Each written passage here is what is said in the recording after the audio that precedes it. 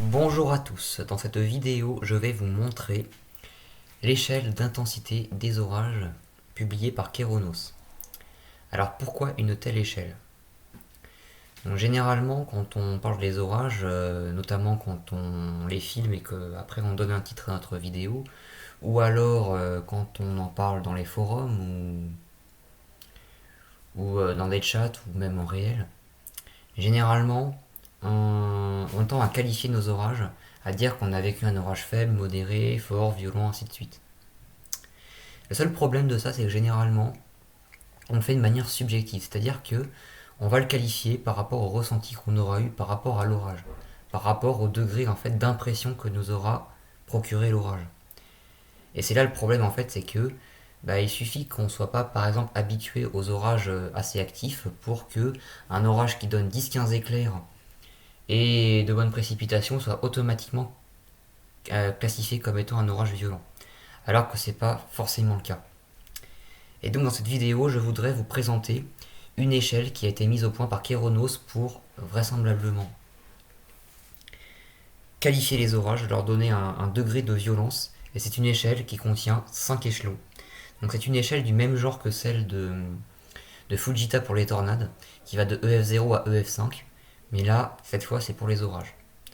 Donc cette échelle, la voici. Alors si vous vous demandez où est-ce que vous pouvez la trouver, il faut se rendre sur le site Kéronos. Vous regardez dans un des onglets, vous avez à un moment échelle et indicateur, je crois que ça s'appelle. Un sous-onglet qui s'appelle échelle et indicateur. Et vous pouvez télécharger le PDF d'où est issu ce tableau qui récapitule en gros l'échelle d'intensité. Hein, le PDF il fait 9 pages, comme vous pouvez le voir. Donc en gros on explique le pourquoi du comment de ce tableau, en fait de cette échelle. Et dans les dernières pages on va le détailler chaque palier en fait. Et moi dans cette vidéo je voudrais juste vous montrer en fait cette échelle d'intensité et en parler, voir en gros ce qu'il faut comprendre de cette échelle, comment l'utiliser pour l'appliquer ensuite quand on identifie un orage. Alors donc comme vous avez certainement comme vous l'avez remarqué, il y a 5 échelons, donc faible, modéré, fort, violent, extrême. Et donc c'est là-dessus d'ailleurs que se base le site Kéronos pour qualifier les orages de toute la France, notamment dans les statistiques. Et donc, en fait, quand vous avez l'un de ces critères qui est respecté, n'importe lequel, par exemple entre 90 et 120 km/h de rafale, et ben l'orage correspondant peut dès à présent être qualifié comme étant un orage fort. Donc un exemple. Vous observez un orage et sous cet orage, vous relevez des grêlons qui font 3 cm de diamètre. Vous les mesurez à la règle et vous observez 3 cm de diamètre. Vous regardez le tableau et vous remarquez que entre 2 et 5 cm, cela correspond à un orage fort. Donc vous pouvez dès à présent en conclure que l'orage que vous avez vécu, que vous avez observé, est un orage fort. Et donc ce qu'il faut bien comprendre en fait, c'est qu'il ne suffit que d'un critère, qu'un seul des critères soit respecté pour que l'orage soit considéré de la violence correspondante. Un autre exemple.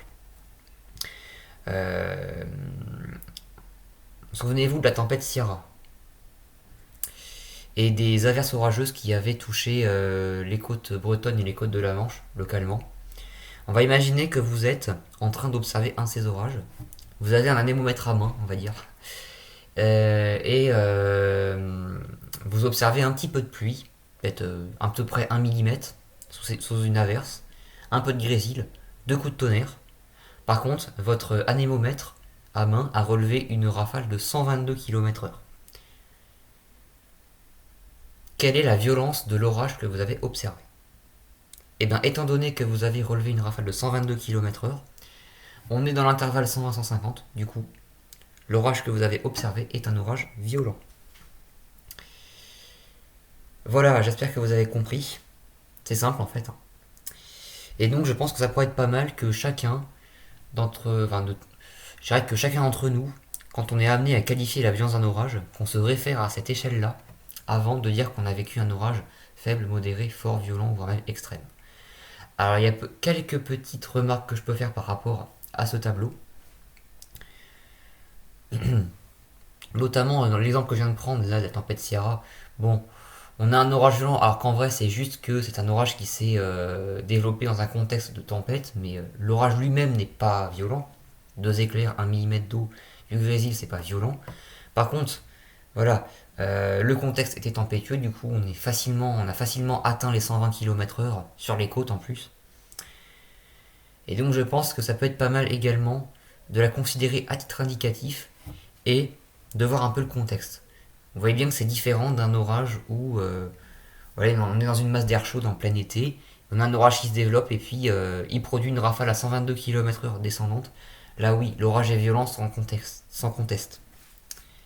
Par contre, dans le cas d'une tempête, bon, on peut se poser la question. Un autre exemple, c'est les précipitations. Bon, il y a un seuil qui a été fixé de 50 mm en 1 heure, ou au-delà desquels on considère que l'orage est fort. Je trouve que c'est un seuil qui est très pertinent pour les orages méditerranéens, mais pour une grande partie des orages de France, je pense qu'on peut parler d'orages forts bien avant. Donc je pense que c'est quand même une échelle qu'on peut plus ou moins adapter en fonction du contexte et aussi du département, parce que c'est une échelle qui est nationale, mais tous les départements ne sont pas touchés de la même manière par les orages. Notamment, moi, il faut savoir que à partir de cette échelle-là, j'en ai créé une moi-même qui reprend un peu cette échelle-là, mais qui modifie légèrement les valeurs, notamment le degré et de rafale. Je les ai légèrement diminués. J'ai également fixé un seuil pour toutes les intensités au niveau des précipitations, parce que moi je trouve qu'avoir un seul seuil pour fort, bah c'est un peu lacunaire quoi. Et notamment pour les tornades aussi. Moi je considère qu'à partir du moment où on a une tornade, on peut parler directement d'orage violent, peu importe le type d'orage. Parce qu'une tornade c'est quand même des rafales très violentes, localement, et c'est potentiellement des blessés ou des morts, assez facilement. Donc c'est une échelle qu'il est important de consulter, mais je pense que c'est pas forcément une échelle non plus à appliquer à la lettre. Mais ça donne un ordre d'idée en fait. Après voilà, faut voir en fonction du contexte, de son expérience par rapport aux orages, de la région, ainsi de suite. Du type d'orage, tout ça. Mais c'est un bon point de départ. Voilà, j'espère que cette vidéo vous aura plu, que ça a été clair. Je vous souhaite une bonne journée et on se dit à très bientôt.